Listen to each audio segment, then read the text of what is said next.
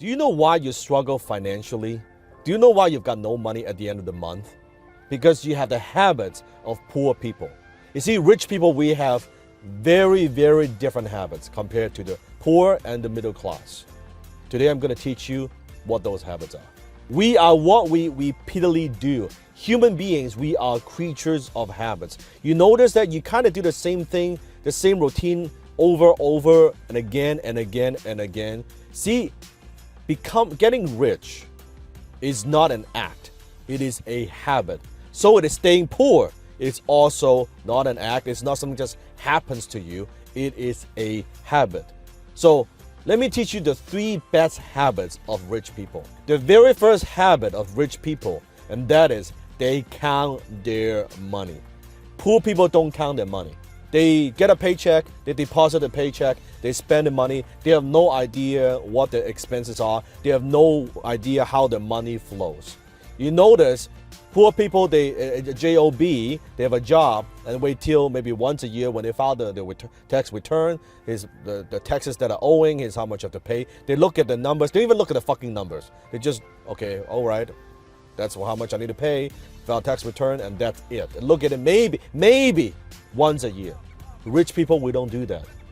We look at our numbers regularly. We are financially literate. I'm not a numbers person, don't get me wrong, okay? I'm a concept guy, okay? I'm a big picture thinker. I'm a visionary. But I am very, very careful and I'm very aware with how my money is flowing. I look at my numbers. I log into my account every single day. I want to look at my cash flow. I want to look at how much cash reserve I have. I sit down with my accountant every single week, look at my financials every single week, looking at my financials across all my companies. How are they doing? Because what gets measured gets improved. So habit number 1, rich people, we count our money regularly. How often you count your money? How often you look at your bank account? Not bitching about it, but how often you look at your every single line of expense, all your revenue, where that comes from. Is it improving? What do you need to work on? What are those key performance indicators? Are you looking at those numbers? So that's habit number 1. Habit number 2 is they pay themselves first. Now you've heard of this before. Oh yeah, I know, Dan, I've heard of this before. You gotta pay yourself. Do you know actually what that means? Paying yourself doesn't mean buying yourself a fucking car. It doesn't mean taking that vacation. It doesn't mean that, you go blow money on entertainment. Oh yeah, I'm paying money myself. No, that's paying everybody else. When you're buying a car, you're paying the automotive company. When you're buying a house, you are paying the bank. When you are traveling, you are paying the traveling agency. You're paying the hotels. You're paying the flight company, the airplane company. Paying yourself meaning that you put your money aside and you invest your money. Now, I'm not talking about being frugal. If you know anything about me, you know my work. I'm not talking about being frugal and being cheap. I'm talking about taking a percentage of your income and putting that aside, pay yourself first and save it, and then you invest it.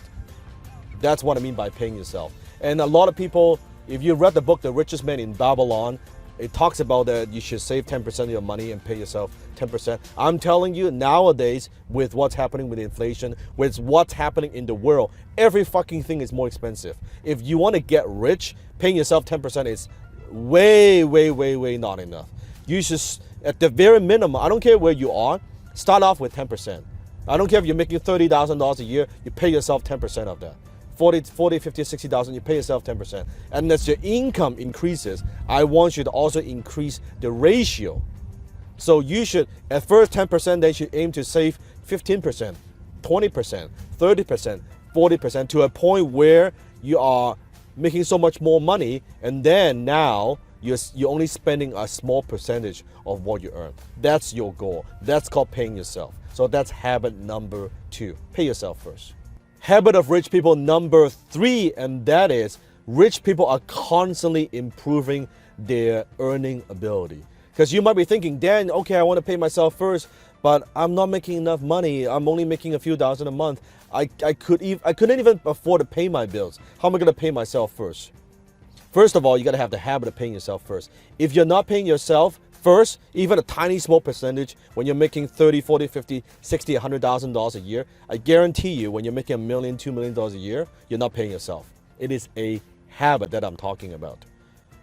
And in order to do that, in order to be able to, every single year, to be able to pay yourself more and more and more and put into investments, you need to improve your earning ability. You need to find ways how you can add value to the marketplace, how to add more value to the marketplace. So every single year, your income is going up every year.